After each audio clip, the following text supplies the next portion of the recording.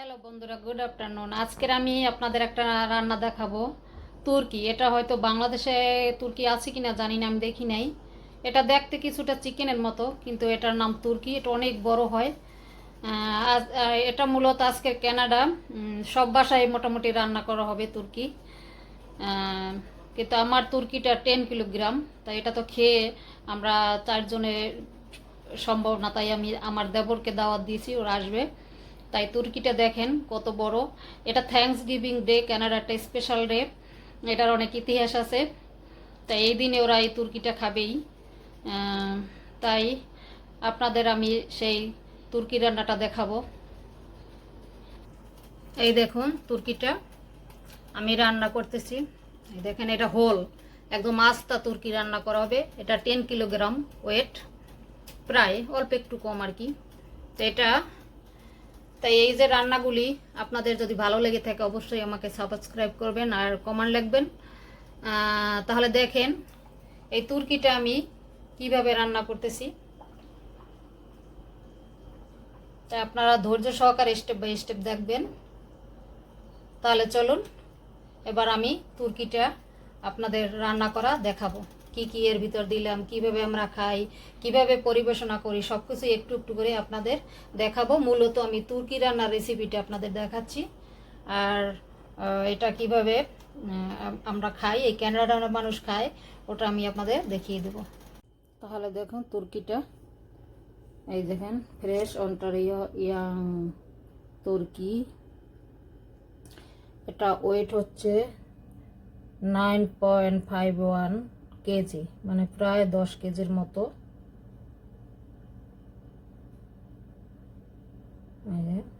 20.87 pound, মানে 9.51 KG.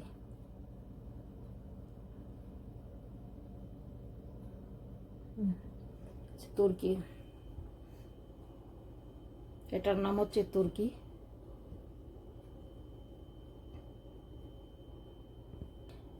এটাকে আমি প্যাকেট থেকে এখন খুলবো। বিশাল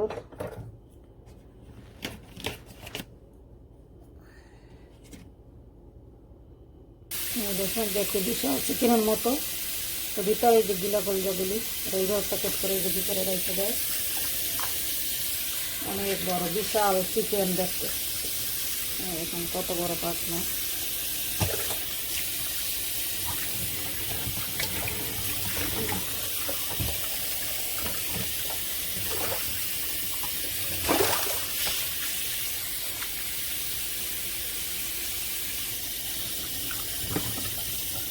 গলাটা এইভাবে ঢুকেই দেয় ওরা পেটের ভিতর। আর কিছু আছে কিনা দেখি। এখানে পেটটা অনেক খালি, পুরো ভিতরটা খালি। এর ভিতরে আমি গ্রান্ড কিমা আর কি, যেটা খাসির কিমা চাল মিশিয়ে এর ভিতরে ঢুকাবো। এটা আমি এইখানের স্টাইলে রান্না করবো আজকে। এখন মোটামুটি পরিষ্কার আছে, তারপর আমি আবার একটু পরিষ্কার করছি। এখন এই তুর্কিটা রান্না করার জন্য যে মশলাটা আমি ইউজ করব, দেখেন এখানে মরিচের গুঁড়ো নিলাম 1 চামচ, তারপর হট মরিচ যেটা, তারপরে যেটা সুইট মরিচ নিলাম 1 চামচ, গরম মশলা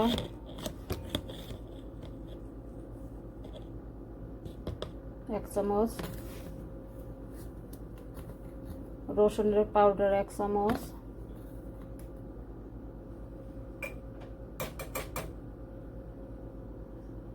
আদা পাউডার 1 চামচ, তারপর একটু দারচিনি 1/2 চামচ,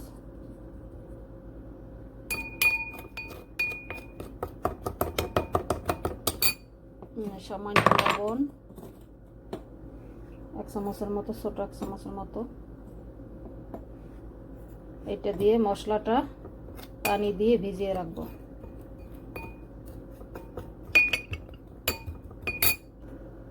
এই একটু তেলও দিয়ে দেব।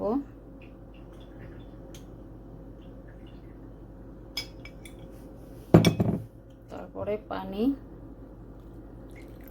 দিয়ে এটাকে ভালো করে মিশিয়ে রাখবো। এই যে মশলাটা এভাবে বানিয়ে রাখলাম। তারপরে আর একটা কাজ আপনাদের দেখাচ্ছি। এই দেখুন, এখানে আমি কিছু রাইস নিয়েছি আর কিছু ওই যে কিমা মাংস, এটা খাসির কিমা মাংস নিয়েছি। এই যে এইটাকে এখন হাফ রান্না করে তারপর আমি ওই তুর্কির পেটের ভিতরে দিয়ে দেব। এটা আসলে একদম বিদেশি স্টাইলেই আমি রান্না করব। এখানে যাই থ্যাঙ্কস গিভিং ডেতে এই কানাডার সব মানুষ এই তুর্কিটা রান্না করে, কিন্তু বিভিন্ন জনে বিভিন্ন স্টাইলে রান্না করে। আমি এখানে আমার সেই বিদেশি স্টাইলেই রান্না করব। এই ভাতটা কীভাবে রান্না করে ওরা, এই যে একটু লবণ দিয়ে দিলাম পরিমাণ মতো। তারপরে এর ভিতরে আমি দেব দারচিনির গুঁড়া, শুধু দারচিনির গুঁড়া। তারপর দেব একটু গোলমরিচ,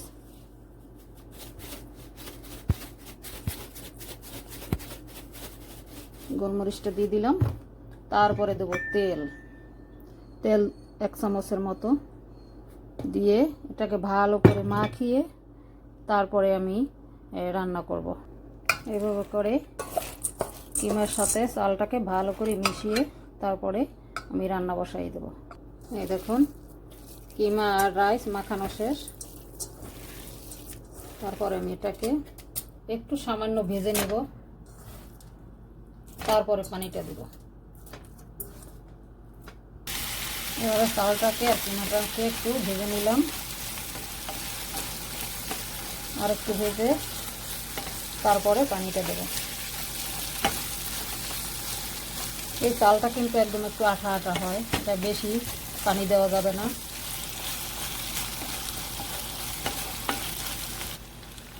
এই যে মোটামুটি হয়ে গেছে, এখন একটু পানি দিয়ে দেব। পানিটা একদম বুঝে দিতে হবে, আমাদের সেই পোলাও চালের মতো। এটা বেশি পানি দেওয়া যাবে না, একদম এই যে হাফ সমান সমান পানি। কেন এটা হাফ সিদ্ধ করে আমি ওই তুর্কির পেটের মধ্যে দেবো। আমরা যেমন অনেক সময় কোরমা রান্না করলে চিকেনের পেটের মধ্যে দেয় কি ডিম, আর এখানে ওরা দেয় কিমা মাংস আর রাইস দিয়ে তারপর আমি পেটটা সেলাই করব। আচ্ছা দেখা যাক, কারণ ভাতটা হলে আমি এটাকে রেখে দেব। তারপর আমরা সেকেন্ড স্টেপে যাব, কি করি আপনাদের দেখাচ্ছি। নেক্সট দেখেন যেটা আপনাদের দেখাচ্ছি, এটা হচ্ছে এই দেখেন পেটের ভিতরে একদম খালি। তো এখানে আমি কিছু পেঁয়াজ দিয়ে দিলাম, রসুন, একটা রসুন একটা পেঁয়াজ এভাবে কুচি কুচি করে দিয়ে দিলাম। তারপরে আমি এখানে সেই রাইসগুলি দিয়ে দেব, যে হাফ রান্না করছিলাম। এইভাবে করে সব রাইসগুলি আমি পেটে ঢুকিয়ে দেব।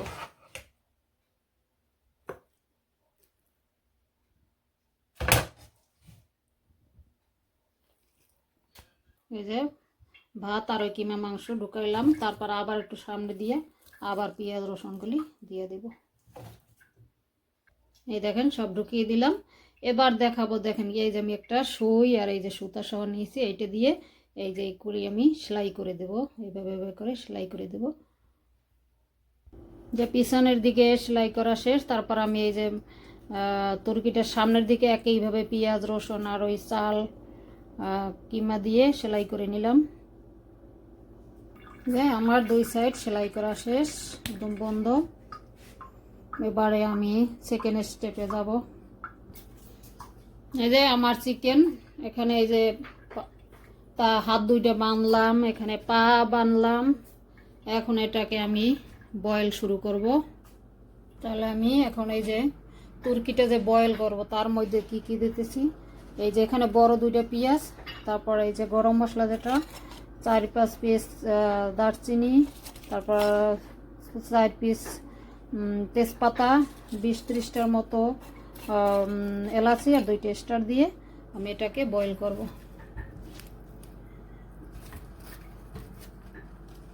আর লবণ তো অবশ্যই আমার দিতে হবে।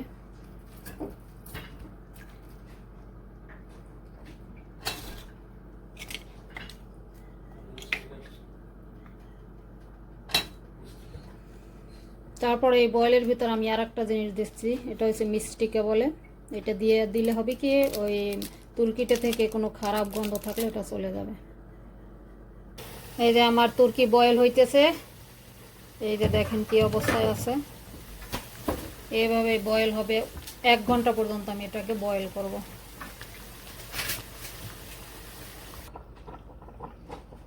আবার একটু চেক করতেছি, দেখেন আমার চিকেনের অবস্থা কি অবস্থায় আছে। এই যে মোটামুটি আমার 1 ঘন্টা বয়েল হয়ে গেছে, আর একটু হবে। এটা উল্টান পাল্টান কিছুই যাইতেছে না, কেননা এটা অনেক বড় চিকেন, হইলে আমরা উল্টিয়ে দিতে পারতাম। আমি যে জিনিসটা রান্না করতেছি দেখেন, এটা কিন্তু অনেক বড়। এই যে তারপরে এটা ধরতেছে না, মানে অনেক বড়, 10 কেজির কাছে। আচ্ছা, আর কিছুক্ষণ রেখে তারপর আমি এটাকে মিশিয়ে দেব।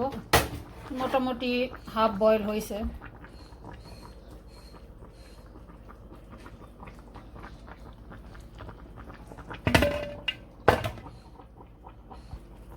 এই দেখুন আমার তুর্কি বয়েল ফিনিশ। এখন আমি চুল অফ করে দেব।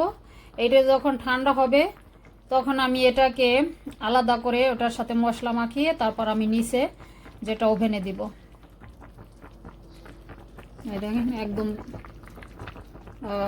প্রায় 90% হয়ে গেছে বয়েল। আর বাকিটা আমার ওভেনে দিলে হবে কি, ওভেনে দিলে ওটা নিচ থেকে ভিতর থেকে যত পানিটা নিয়ে আস্তে আস্তে আরও বের হয়ে যাবে সব কিছু। এই যে এখন তুর্কিটা আমার বয়েল করার পর এই যে আলাদা একটা ডিক্সে আমি 1 টাইম একটা ইয়াতে ঢেলে নিছি। আর তুর্কিটার গায়ে ভালো করে সেই মশলাটা আমি যে প্রথম আপনাদের দেখাইছিলাম পানি দিয়ে ভিজিয়ে রাখছিলাম, আর ওটার সাথে বাটার দিয়ে ভালো করে এটার গায়ে মাখিয়ে দিচ্ছে। আমার হাজব্যান্ড এটা মাখাচ্ছে, হেল্প করছে আমাকে।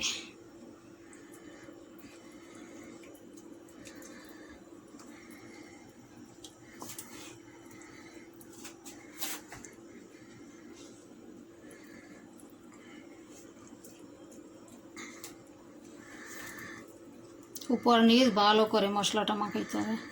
এই যে পায়ের নিচে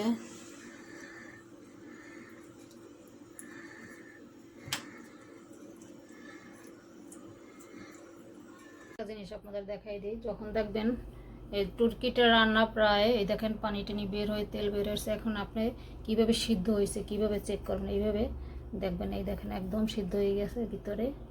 এই যে মোটামুটি এ সাইডে একদম সফট, এ সাইডে একটু শক্ত আছে, তাহলে তো আমি তো আরও রাখবো। এবারে আরও ছিদ্র ছিদ্র করে দেবেন। ছিদ্র ছিদ্র করে দিলে এটার ভিতর থেকে পানিটা বের হয়ে আসবে।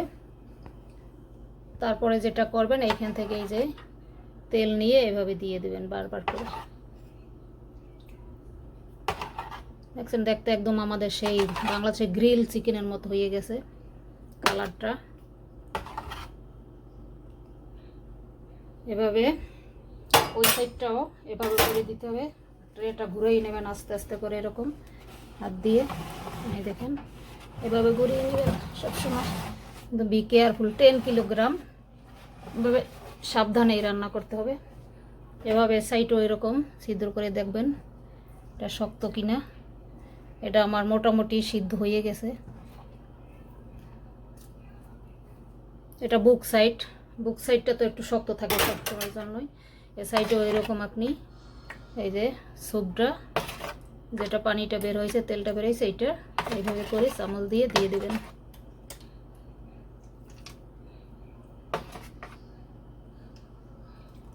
অরিজিনাল যারা কানাডিয়ান রান্না করে ওরা তো এতক্ষণ আমাদের মতোই, ওরা টুকটু কাঁচা কাঁচা খায়, কিন্তু আমি পছন্দ করি না। আমি একদম ভালো করে যাতে সিদ্ধ হয় ওইভাবেই রান্না করি।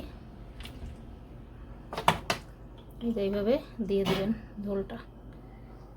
তারপর আবার একটু ঢেকে আপনার ওই পানিটা একদম টানা পর্যন্ত আমি এটাকে রান্না করতে থাকবো, তাতে যে কয় ঘন্টা লাগে। কেন 10 কিলোগ্রাম তুর্কি আমি রান্না করি নাই, এর আগে আমি এর চেয়ে একটু ছোটো তুর্কি রান্না করছি, কিন্তু এটা অনেক বড়, তো এটাকে আমার বেশিক্ষণ ওভেনে রাখতে হবে। এই দেখুন আমার তুর্কি রান্না শেষ। এই একদম পানি টেনে গিয়েছে, একটার মধ্যে কোনো পানি নেই, জাস্ট একটু একটু তেল আছে। আর এই দেখেন কেমন একটা কালার হয়েছে, খুব সুন্দর একটা কালার হয়েছে। এটাকে এখন এই ট্রে সহই, আমার আলাদা কোনো ট্রের দরকার নাই, এই ট্রে সহই আমি এই টেবিলে সার্ভ করে দেব। এর সাথে যা যা দেব আপনাদের একটু দেখিয়ে দেবো। মানে যে একটা স্যুপ বানিয়েছি, সেই পাট শাক দিয়ে একটা স্যুপ, তারপর ব্রেডের সাথে রুটি, সরি রুটির সাথে ভাত কিভাবে আমি সাজিয়ে দেবো টেবিলে, তাই আপনাদের দেখাবো। আমরা 8 জনে খাবো এটা, আমরা 4 জন, আর আমার শাশুড়ি আসবে, আর আমার দেবর যা এবং যা ওদের একটা মেয়ে আছে, ওরা আসবে, টোটাল 8 জন আমরা। এ তুর্কিটা তো বলছি আগেই, এটা প্রায় 10 কিলোগ্রাম ওয়েট। তোমার তুর্কি রান্না শেষ এখানেই। তারপর ওই সার্ভিং টেবিলে দিয়ে আপনাদের একটু দেখিয়ে দেব। এই যে আমার তুর্কি রান্না তো শেষ। এখন আমি যেটা দেখাইছিলাম আগে, এই যে পাতলা রুটিটা যে ছোট ছোট করছিলাম ট্রের মধ্যে দিয়েছি, এখন এইটার ভিতরে আমি যে তুর্কি রান্না করছি সেই স্যুপটা, এই যে এই স্যুপটা হালকা গরম করে এই রুটির উপর দিয়ে দেব। আমরা তো শুধু ভাত খাই না, রুটি খাই, এখানে ভাত রুটি একসাথে খায়। Thanks giving day. এই রুটিটাকে ভিজিয়ে দিলাম ভালো করে স্যুপটা দিয়ে।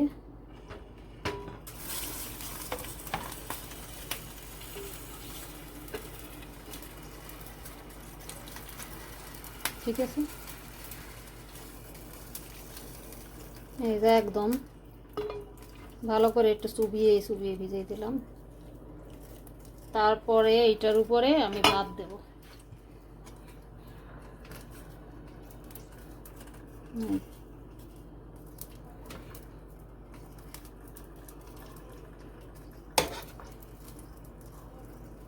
পুরো ট্রেটা দিয়ে তারপর দেখাই দিই। এই যে এভাবে আমি এই যে ট্রের উপর রুটি, তারপরে তার উপর স্যুপ, তার উপর রাইসটা সাজিয়ে দিলাম। তারপরে এর উপরে বাদামটা দিয়ে সাজিয়ে দেবো, বাদাম ভাজি করে, কাজু পেস্তা যে কোনো বাদাম। এই যে এভাবে ভাতের উপর এই যে বাদাম দিয়ে আমরা ভাতের ট্রেটা রেডি করলাম।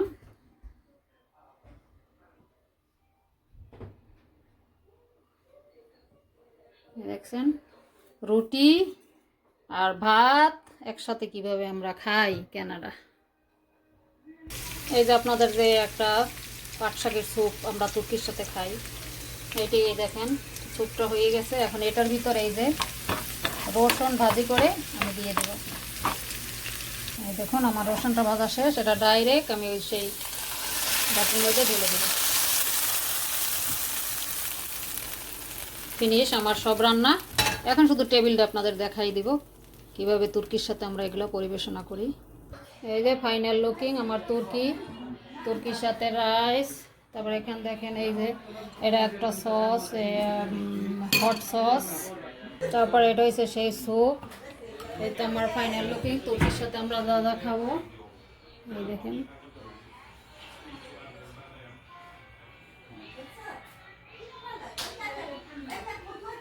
থ্যাংক ইউ সবাইকে।